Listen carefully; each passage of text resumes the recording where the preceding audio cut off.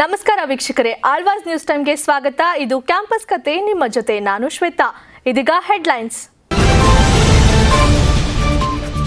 ಆಳ್ವಾಸ್ನಲ್ಲಿ ಜರುಗಿತು ರಾಜ್ಯಮಟ್ಟದ ತುಳು ವಿಚಾರ ಸಂಕಿರಣ. ತುಳು ಭಾಷೆಯ ಅಧ್ಯಯನಕ್ಕೆ ವಿದ್ಯಾರ್ಥಿಗಳಿಗೆ ಸಿಕ್ಕಿತು ಪ್ರೇರಣಾ. ಭಾಷೆ ಸಂಸ್ಕೃತಿಯ ಚರ್ಚೆಗೆ ಆಳ್ವಾಸ್ನಲ್ಲಿ ದೊರಕಿತು ವೇದಿಕೆ.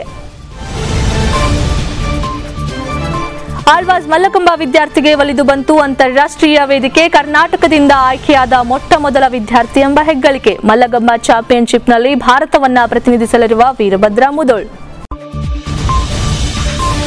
ಜೀವನ ನಡೆಸಲು ವೈಟ್ ಕಾಲರ್ ಜಾಬ್ಗಳೇ ಬೇಕಿಲ್ಲ. ಬದುಕಿನ ನೌಕೆ ನಡೆಸಲು ಮೌಲ್ಯಯುತ ಕೆಲಸಗಳೇ ಸಾಕಲ್ಲ. ಚುರುಮುರಿ ಮಾರಿ ಜೀವನ ನಡೆಸುತ್ತಿರುವ ಮಾದರಿ ವನಿತೆ ಗಾಯತ್ರಿ ಅಕ್ಕ.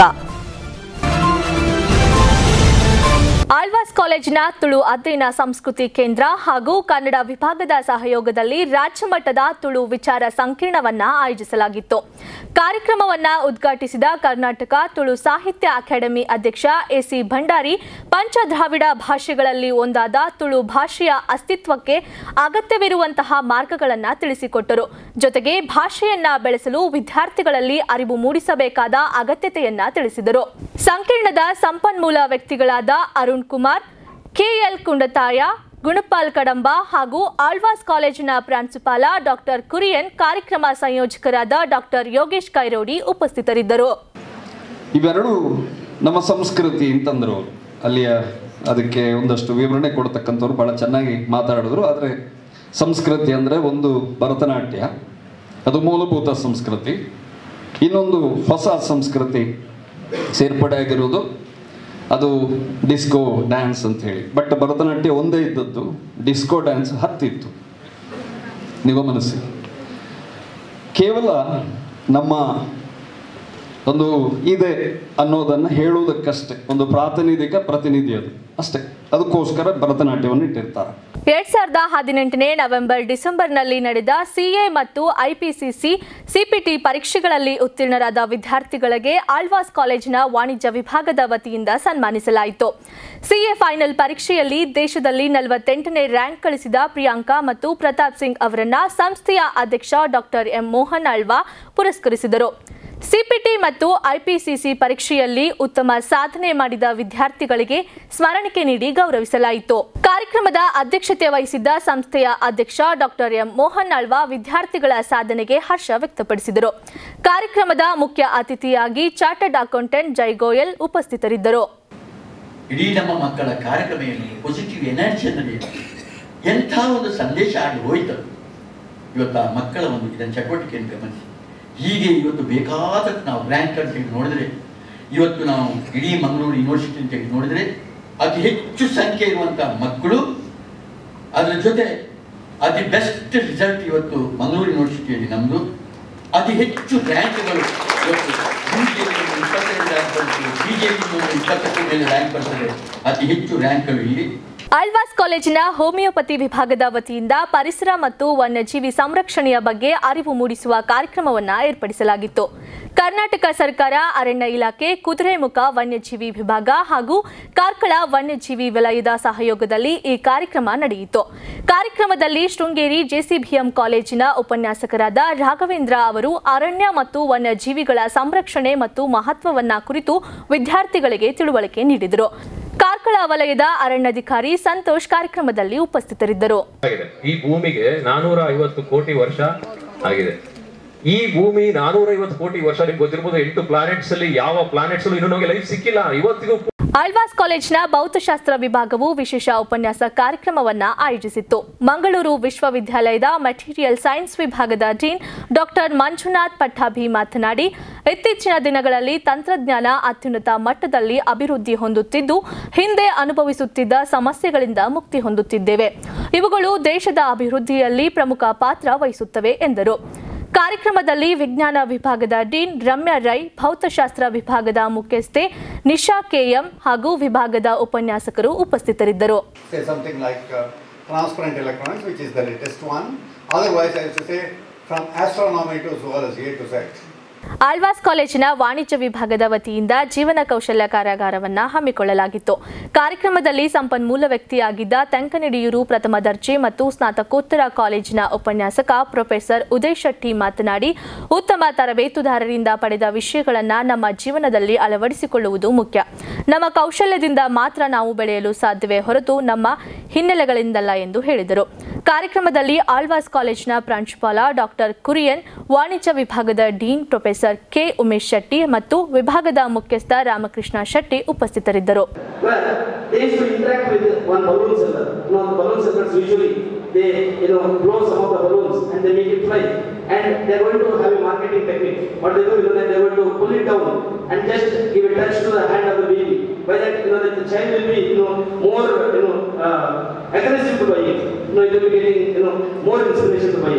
ಇದೇ ಮೊದಲ ಬಾರಿಗೆ ವಿಶ್ವ ಮಲ್ಲಕಂಬ ಚಾಂಪಿಯನ್ಶಿಪ್ ಸ್ಪರ್ಧೆ ನಡೆಯುತ್ತಿದ್ದು, ಇದಕ್ಕೆ ಆಳ್ವಾಸ್ ಕಾಲೇಜಿನ ಮಲ್ಲಕಂಬ ವಿದ್ಯಾರ್ಥಿ ವೀರಭದ್ರ ಮುದೋಳ್ ಆಯ್ಕೆಯಾಗಿದ್ದಾರೆ. ಭಾರತದಿಂದ ಒಟ್ಟು 6 ಮಂದಿ ಭಾಗವಹಿಸುತ್ತಿದ್ದು, ಕರ್ನಾಟಕದಿಂದ ಆಯ್ಕೆಯಾದ ಮೊದಲ ವಿದ್ಯಾರ್ಥಿ ಎಂಬ ಹೆಗ್ಗಳಿಕೆಗೆ ವೀರಭದ್ರ ಮುದೋಳ್ ಪಾತ್ರರಾಗಿದ್ದಾರೆ. ಆಳ್ವಾಸ್ ಶಿಕ್ಷಣ ಪ್ರತಿಷ್ಠಾನದ ದತ್ತು ಸ್ವೀಕಾರ ಯೋಜನೆಯಡಿಯಲ್ಲಿ ಶಿಕ್ಷಣ ಪಡೆಯುತ್ತಿರುವ ಇವರು ದಾದರ್ನಲ್ಲಿ ನಡೆಯುವ ಚಾಂಪಿಯನ್ಶಿಪ್ನಲ್ಲಿ ಭಾಗವಹಿಸಲಿದ್ದಾರೆ. ನಮ್ಮಲ್ಲಿ ಸಾಧನೆ ಮಾಡಿದವರು ತುಂಬಾ ಜನ ಇದ್ದಾರೆ. 2 ವಿಭಿನ್ನ ಕ್ಷೇತ್ರಗಳಲ್ಲಿ ಸಾಧನೆಗೈದಂತಹ ಇಬ್ಬರು ವ್ಯಕ್ತಿಗಳ ಪರಿಚಯವನ್ನ ನಾನು ನಿಮಗೆ ಮಾಡಿಕೊಡ್ತೀನಿ ಒಂದು ಪುಟ್ಟ ವಿರಾಮದ ನಂತರ.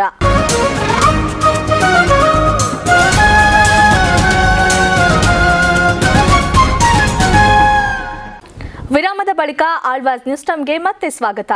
ಇದು ಸ್ಪರ್ಧಾತ್ಮಕ ಯುಗ. ಇಲ್ಲಿ ಬದುಕು ಸಾಗಿಸಲು ಯಶಸ್ಸು ಪಡೆಯಲು ನಾವು ಪಡೆದ ಶಿಕ್ಷಣಕ್ಕೆ ತಕ್ಕ ಉದ್ಯೋಗವೇ ಸಿಗಬೇಕು ಎಂದು ಕಾಯುವವರೇ ಹೆಚ್ಚು. ಆದರೆ ಜ್ಞಾನದ ಬಲದಿಂದ ಸುಂದರ ಬದುಕು ಕಟ್ಟಿಕೊಳ್ಳಬಹುದು. ಜೊತೆಗೆ ಹೆಣ್ಣೊಬ್ಬಳು ಮನಸ್ಸು ಮಾಡಿದರೆ ಸದೃಢ ಜೀವನವನ್ನ ನಡೆಸಬಲ್ಲಳು ಅನ್ನೋದನ್ನ ಸಾಬೀತು ಮಾಡಿದ ಸಾಧಕಿಯೊಬ್ಬರು ನಮ್ಮ ನಡುವೆ ಇದ್ದಾರೆ. ಅವರ ಜೀವನ ಖಂಡಿತವಾಗಿಯೂ ಎಲ್ಲರಿಗೂ ಮಾದರಿ.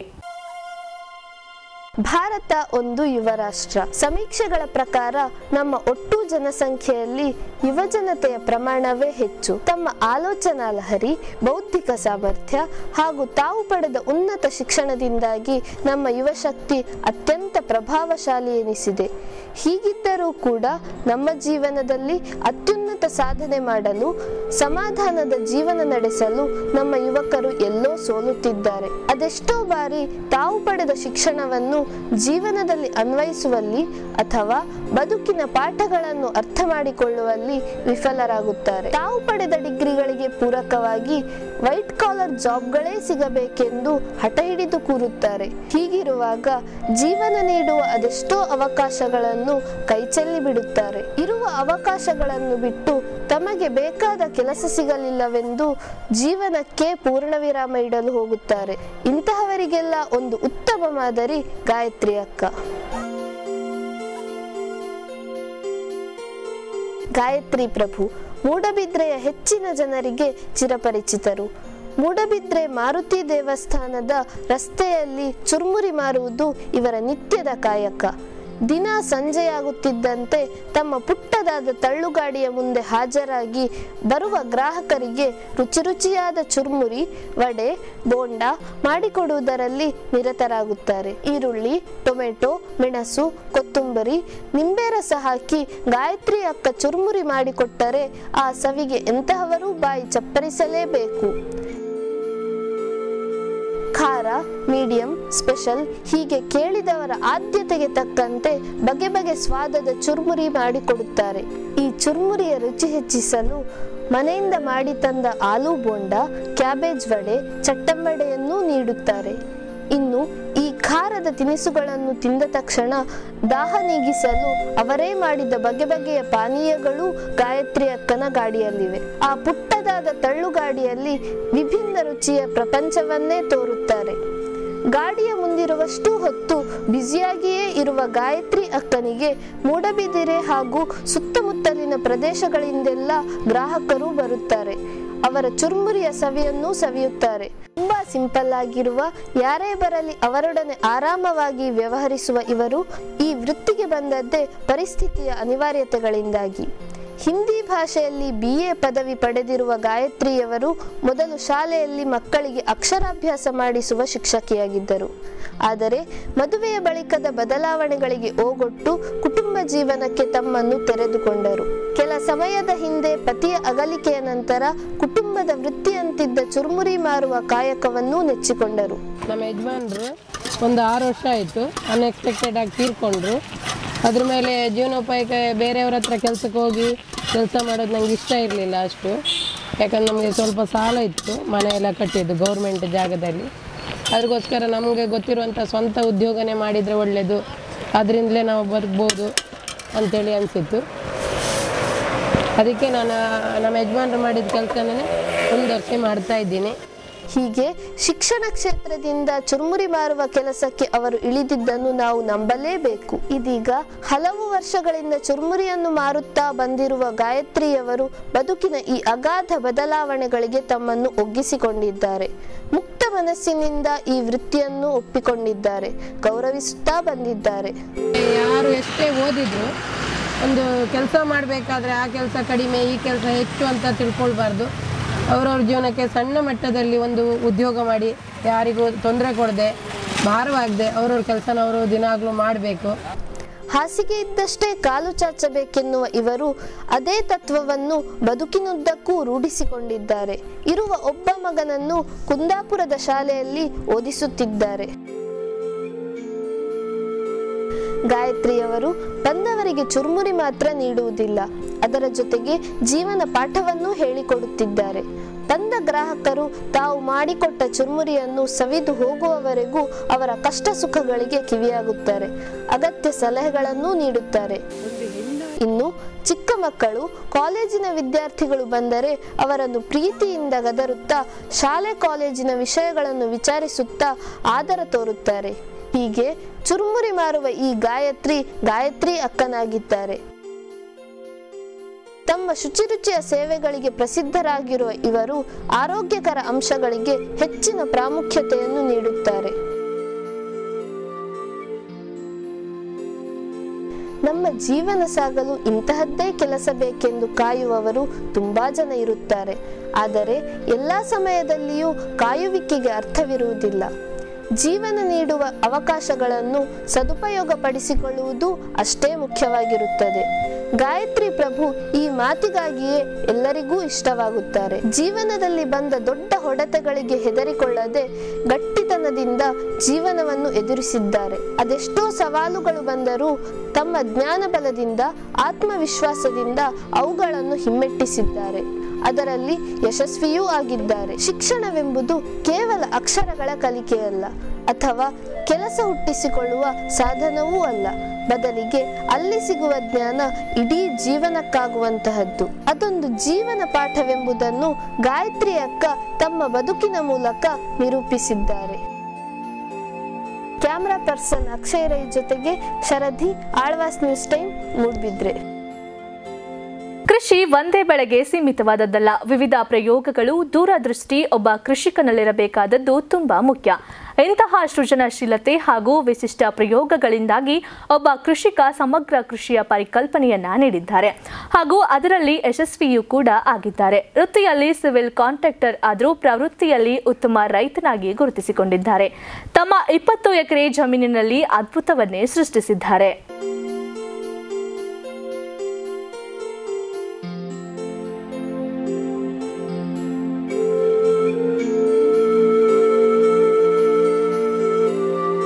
ಕೃಷಿ ಭಾರತ ದೇಶದ ಬೆನ್ನೆಲುಬು.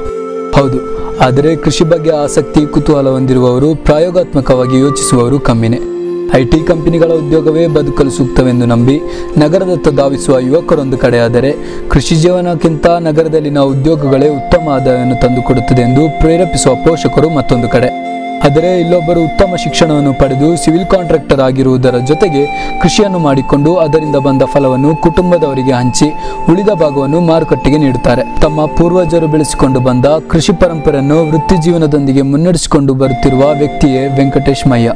ಬೆಳುವಾಯಿ ಬಾರಾಡಿ ಬೀಡು ನಿವಾಸಿಯಾಗಿರುವ ವೆಂಕಟೇಶ್ ಮಯ್ಯ ವೃತ್ತಿಯಲ್ಲಿ ಸಿವಿಲ್ ಕಾಂಟ್ರಾಕ್ಟರ್ ಆಗಿದ್ದರೂ ಅತ್ಯಂತ ಒಲವಿನಿಂದ ಕೃಷಿಯನ್ನು ಮುನ್ನಡೆಸಿಕೊಂಡು ಹೋಗುತ್ತಿರುವ ಅಪರೂಪದ ವ್ಯಕ್ತಿ. ಏಕೆಂದರೆ ಕೃಷಿ ಖುಷಿಯನ್ನು ತರುತ್ತದೆ. ಯಾವುದೇ ಹಂಗಿಲ್ಲ ಇಲ್ಲದೆ ಮಾಡುವ ಕೆಲಸವೆಂದರೆ ಕೃಷಿ ಎನ್ನುವುದು ಅವರ ದಿಟ್ಟ ಅಭಿಪ್ರಾಯ. ಎಲ್ಲವೂ ಬೆಳಿಬೇಕು. ತೆಂಗು, ಅಡಿಕೆ, ಕೊಕ್ಕ, ಕಾಳುಮೆಣಸು, ಜೀಗುಜ್ಜೆ, ಚಿಕ್ಕು, ಹಣ್ಣು ಹಂಪಲು ಗಿಡಗಳು, ಪೈನಾಪಲು, ಈ ನಮ್ಮ ಕರಾವಳಿ, ನಮ್ಮ ಈ ಭೂಮಿಗೆ ಹೊಂದುವಂಥ ಎಲ್ಲ ಕೃಷಿಗಳನ್ನು ಮಾಡಬೇಕು. ಅದರಿಂದ ಬಾರಡಿಬೀಡು ಎಂಬ ಪುಟ್ಟ ಗ್ರಾಮವೊಂದರಲ್ಲಿ ಒಂದು ಅಚ್ಚುಕಟ್ಟಾದ ಮನೆ ನಿರ್ಮಿಸಿಕೊಂಡು ವಿಶಾಲವಾದ 20 ಎಕರೆ ಪ್ರದೇಶದಲ್ಲಿ ವೆಂಕಟೇಶ್ ಸಮಗ್ರ ಕೃಷಿಯನ್ನು ಮಾಡುತ್ತಿದ್ದಾರೆ. ಅಧಿಕ ಇಳುವರಿ ಕೊಡುವ ಮಾವು, ಹಲಸು, ಬೆಣ್ಣೆಹಣ್ಣು, ಅಂಜೂರ ಹಾಗೂ ಥಾಯ್ಲೆಂಡ್ನಲ್ಲಿ ಅತ್ಯಧಿಕ ಬೆಲೆ ಬಾಳುವ ಆದರೆ ಭಾರತದಲ್ಲಿ ಅಪರೂಪಕ್ಕೆ ಕಾಣಸಿಗುವ ಮೆಂಗಸ್ಟಿಯನ್ ಹಣ್ಣು, ಹೀಗೆ ಅನೇಕ ರೀತಿಯ ಫಲಗಳನ್ನು ಬೆಳೆಯಲಾಗುತ್ತಿದೆ. ಜೊತೆಗೆ ದಿವ್ಯ ಹಲಸು, ಹರಿವೆ, ಪಾಲಕ್, ಬಸಳೆ, ಸೋರೆಕಾಯಿ, ಮೆಣಸು, ಸೂಜಿ ಮೆಣಸು, ಬದನೆ, ಬೆಂಡೆಕಾಯಿ, ಮುಳ್ಳು ಸೌತೆಕಾಯಿ, ಬಾಳೆಕಾಯಿ ಸೇರಿದಂತೆ ವಿವಿಧ ರೀತಿಯ ಸೊಪ್ಪು ತರಕಾರಿಗಳನ್ನು ಮತ್ತು ಅಡಿಕೆ, ತೆಂಗು, ಕೊಕ್ಕೋ, ಭತ್ತ, ಕಾಳುಮೆಣಸುಗಳಂತಹ ಇತರ ಬೆಳೆಗಳನ್ನು ಬೆಳೆಯುತ್ತಿದ್ದಾರೆ. ಇವರು ಪ್ರಮುಖವಾಗಿ ಖಾದ್ಯ ಉತ್ಪನ್ನಗಳನ್ನು ಬೆಳೆಸಲು ಮೊದಲ ಆದ್ಯತೆಯನ್ನು ನೀಡುತ್ತಿದ್ದಾರೆ ಮತ್ತು ಅದರಲ್ಲಿ ಯಶಸ್ಸನ್ನು ಕಂಡಿದ್ದಾರೆ. ವೆಂಕಟೇಶ್ ಮಯ್ಯರ್ ಅವರ ಮತ್ತೊಂದು ವಿಶೇಷತೆ ಅಂದರೆ ಇವರದು ಸಂಪೂರ್ಣ ಸಾವಯವ ಕೃಷಿ. ತಮ್ಮ ಕೃಷಿ ಭೂಮಿಗೆ ಕ್ರಿಮಿನಾಶಕ, ರಾಸಾಯನಿಕ ಗೊಬ್ಬರ ಸಿಂಪಡಿಸದೆ ಸಾವಯವ ಕೃಷಿಗೆ ಹೆಚ್ಚು ಒತ್ತು ಕೊಟ್ಟಿದ್ದಾರೆ. ಜೊತೆಗೆ ಆರೋಗ್ಯಯುತ ಫಸಲನ್ನು ಬೆಳೆಯುತ್ತಿದ್ದಾರೆ.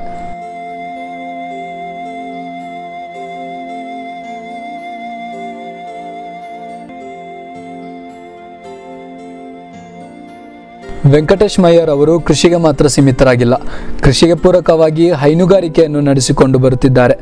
ಜರ್ಸಿ, ಸಿಂಧಿ, ಅಳಿವಿನಂಚಿನಲ್ಲಿರುವ ಅಪರೂಪದ ತಳಿ ಗೀರ್, ಹೀಗೆ ವಿವಿಧ ರೀತಿಯ ಗೋವಿನ ತಳಿಗಳನ್ನು ಸಾಕುತ್ತಿದ್ದಾರೆ. ಗೋಸಾಗಾಣಿಕೆಯಿಂದ ಸಿಗುವ ಸಗಣಿ, ಗಂಜಲವನ್ನು ಉಪಯೋಗಿಸಿ ಜೈವಿಕ ಗೊಬ್ಬರವನ್ನು ಮಾಡುತ್ತಾರೆ ಮತ್ತು ಅದನ್ನೇ ಕೃಷಿಗೆ ಬಳಸುತ್ತಾರೆ. ಅದೇ ರೀತಿ 2 ಗೋಬರ್ ಗ್ಯಾಸ್ ಹಾಗೂ 1 ಸ್ಲರಿ ಘಟಕವನ್ನು ನಿರ್ಮಿಸಿದ್ದು, ಸ್ಲರಿ ನೀರನ್ನು ನೇರವಾಗಿ ಕೃಷಿ ಭೂಮಿಗೆ 2 ತಿಂಗಳಿಗೊಮ್ಮೆ ಪೈಪ್ನ ಮುಖಾಂತರ ಬಿಡಲಾಗುತ್ತದೆ. ಜೊತೆಗೆ ಜೇನು ಸಾಕಾಣಿಕೆಯನ್ನು ರೂಢಿಸಿಕೊಂಡಿದ್ದು, ಹಂಚಿನ ಮೂಲೆಗಳಲ್ಲಿ ಸುಂದರವಾದ ಜೇನುಗೂಡನ್ನು ಜೋಡಿಸಿದ್ದು ಅದರಲ್ಲಿ ಮುಜಂಟಿ ಜೇನನ್ನು ಸಾಕುತ್ತಿದ್ದಾರೆ. ಕೃಷಿ ಅಂದರೆ ನಮಗೆ ತುಂಬ ಇಷ್ಟನೇ. ಈಗದ ಯುವ ಜನತೆ ಸಾಫ್ಟ್ವೇರ್ ಅದು ಇದು ಹೇಳಿದರು. ಫಸ್ಟ್ ಯುವ ಜನತೆಗೆ ಫೀಡ್ ಮಾಡಿದ್ದೇ ಅವರ ತಂದೆ ತಾಯಿಗಳು, ನೀನು ಮುಂದೆ ನನ್ನ ಕೃಷಿ ಮಾಡಬೇಡ, ಮುಂದೆ ಹೋಗು ಅಂತ. ಹಾಗೆ ಅವರ ಮಕ್ಕಳಿಗೂ ಅದರ ಬಗ್ಗೆ ಆಸಕ್ತಿ ಬರ್ತಾ ಇಲ್ಲ ಅಷ್ಟೇ. ಆದರೆ ಕೃಷಿ ಎಂಬುದು ಭಾಳ ಆಸಕ್ತಿದಾಯಕವಾದ ಕೆಲಸ. ಭಾಳ ಸಂತೋಷದಲ್ಲಿ ಇರಲಿಕ್ಕೂ ಆಗುತ್ತದೆ. ಒತ್ತಡ ಇಲ್ಲದೆ ನಿದ್ದೆ ಟೈಮಲ್ಲಿ ನಿದ್ದೆ ಮಾಡಿಕೊಂಡು, ಕೆಲಸ ಮಾಡೋ ಟೈಮಲ್ಲಿ ಕೆಲಸ ಮಾಡಿಕೊಂಡು ಇರ್ಬೋದು. ನಾನು ಕೃಷಿ ಇಲಾಖೆ ಅಥವಾ ತೋಟಗಾರಿಕೆ ಇಲಾಖೆ ಯಾವುದೇ ಕೃಷಿಗೆ ಸಂಬಂಧಪಟ್ಟ ಇಲಾಖೆಗಳಿಗೆ ಸಲಹೆ ಅಂದರೆ, ನಾವು ಬೆಳೆದ ಯಾವುದೇ ವಸ್ತುಗಳನ್ನು ಮಧ್ಯವರ್ತಿಗಳು ಇಲ್ಲದೆ ಮಾರಾಟವಾಗುವ ಹಾಗೆ ವ್ಯವಸ್ಥೆ ಆದರೆ ಭಾರತದ ರೈತರು ಎಲ್ಲರೂ ಕರೆಕ್ಟಾಗಿ ಒಳ್ಳೆಯ ಜೀವನ ಮಟ್ಟ ಪಡೀತಾರೆ. ಆತ್ಮಹತ್ಯೆಗಳು ಎಲ್ಲ ನಿಲ್ಲಬಹುದು. ಕೃಷಿಗೆ ನೀರು ಅತ್ಯವಶ್ಯಕ. ಆದ್ದರಿಂದ ಮಯ್ಯರ್ ಅವರು ಹನಿ ನೀರಾವರಿ ಪದ್ಧತಿಯನ್ನು ಬಳಸಿಕೊಂಡಿದ್ದಾರೆ.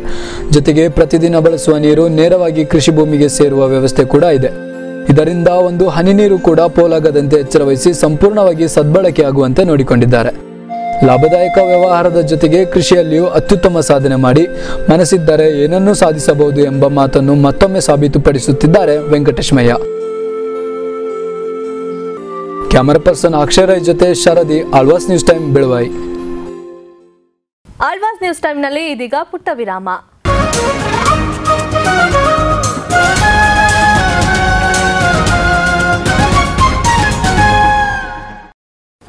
ವಿರಾಮದ ಬಳಿಕ ಆಳ್ವಾಸ್ ನ್ಯೂಸ್ ಟೈಮ್ಗೆ ಮತ್ತೆ ಸ್ವಾಗತ.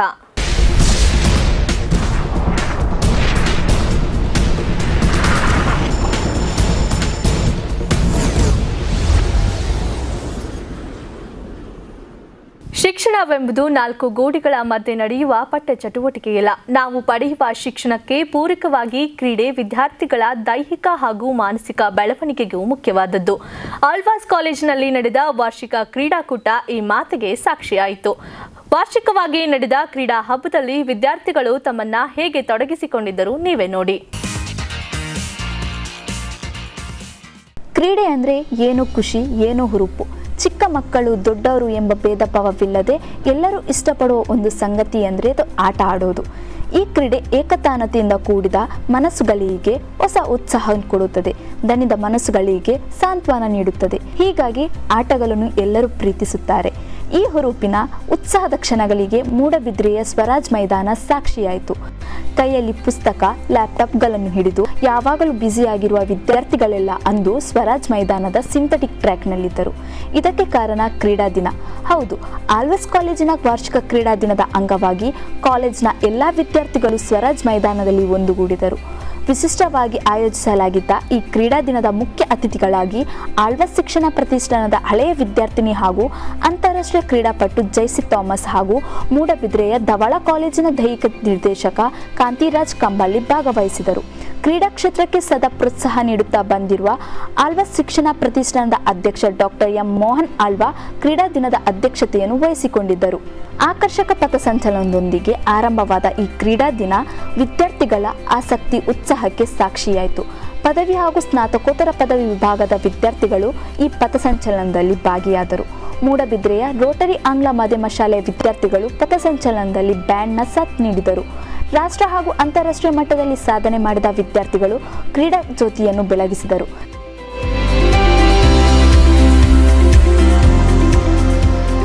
ಕ್ರೀಡಾ ದಿನದ ಅಂಗವಾಗಿ ವಿದ್ಯಾರ್ಥಿಗಳಿಗಾಗಿ ವಿವಿಧ ಸ್ಪರ್ಧೆಗಳನ್ನು ನಡೆಸಲಾಯಿತು.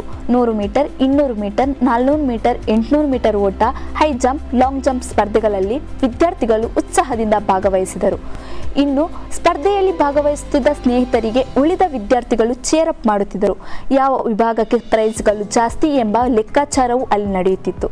ಕೊನೆಗೆ ವಿಜೇತ ವಿದ್ಯಾರ್ಥಿಗಳಿಗೆ ಪದಕಗಳನ್ನು ವಿತರಿಸಲಾಯಿತು.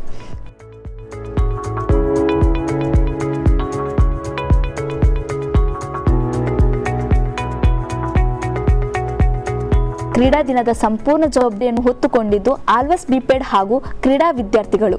ಯಾವಾಗಲೂ ಗ್ರೌಂಡ್ನಲ್ಲಿ ವರ್ಕೌಟ್ ಪ್ರಾಕ್ಟೀಸ್ ಎಂದು ಕಾಲ ಕಳೆಯುವ ಈ ವಿದ್ಯಾರ್ಥಿಗಳು ಕ್ರೀಡಾ ದಿನವನ್ನು ಯಶಸ್ವಿಯಾಗಿ ನಡೆಸಿಕೊಟ್ಟರು.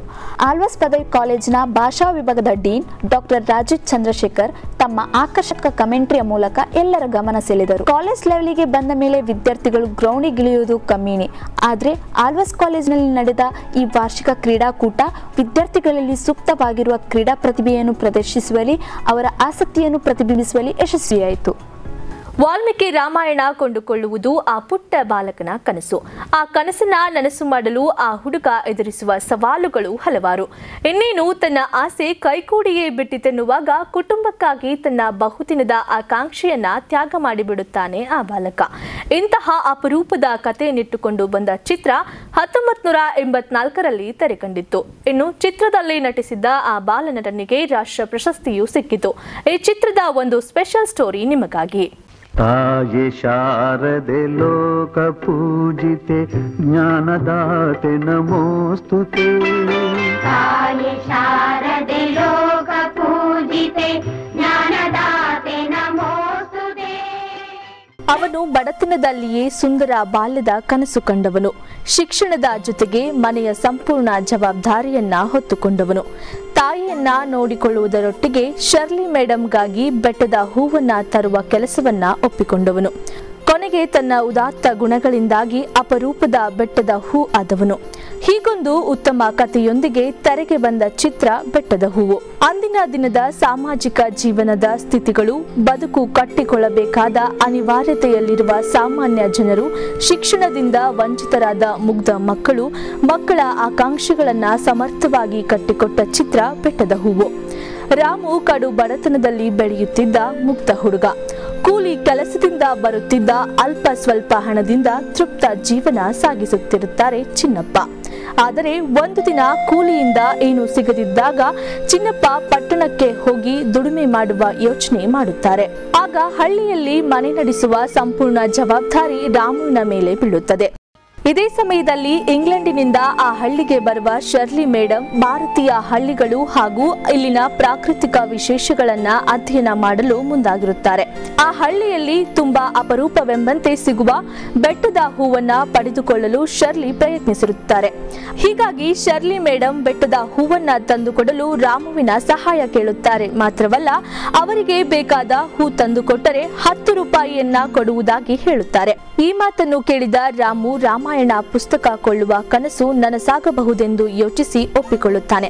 ಹೀಗೆ ಶರ್ಲಿ ಮೇಡಮ್ ಜೊತೆ ಗೆಳೆತನ ಮಾಡುವ ರಾಮು ಅವರಿಂದಾಗಿ ಇಂಗ್ಲಿಷ್ ಭಾಷೆಯನ್ನ ಕಲಿಯಲಾರಂಭಿಸುತ್ತಾನೆ. ಶಾಲೆ ಬಿಟ್ಟರೂ ಕೂಡ ಕಲಿಕೆಯಲ್ಲಿ ರಾಮುವಿಗಿದ್ದ ಆಸೆ ಹಂಬಲಗಳು ಇಲ್ಲಿ ವ್ಯಕ್ತವಾಗಿವೆ. ಬೆಟ್ಟದ ಹೂ ತರುವುದು ಕಷ್ಟವಾಗಿದ್ದರೂ ರಾಮಾಯಣ ಪುಸ್ತಕ ಕೊಳ್ಳುವ ಆಸೆಯಿಂದ ಕಾಡು ಮೇಡು ಅಲೆದು ಬೆಟ್ಟದ ಹೂವನ್ನ ಹುಡುಕಲು ಪ್ರಯತ್ನಿಸುತ್ತಾನೆ. ಸಾಕಷ್ಟು ಅಪಾಯಗಳನ್ನ ಎದುರಿಸಿದ ಬಳಿಕ ಅಪರೂಪದ ಬೆಟ್ಟದ ಹೂ ರಾಮುವಿನ ಕೈ ಸೇರುತ್ತದೆ.